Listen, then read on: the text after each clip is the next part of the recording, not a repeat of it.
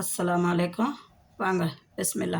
இன்றைக்கி கத்தாழை துவையல் அரைக்க போகிறேன். கத்தாழையை பாருங்கள், மேலே தோலெல்லாம் சீவிட்டு நல்லா கழுவி வச்சுருக்கேன். இதுக்கு தேவையான பொருள் பார்ப்போங்களா? கொஞ்சம் புதினா எதுக்குன்னா, அந்த கத்தாழை வாசனை அடிக்காமல் இருக்கிறதுக்காக கொஞ்சம் புதினா. ஏன்னா கொத்தமல்லி தழை இல்லை, அதுக்கு பதிலாக புதினா.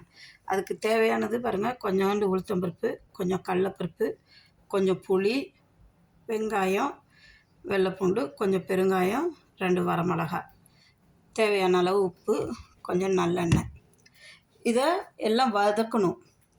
இதுங்களை போட்டு வதக்கிட்டு கத்தாழையும் போட்டு நல்லா வதக்கிட்டு கடைசியாக தான் புதினாவை போடணும்.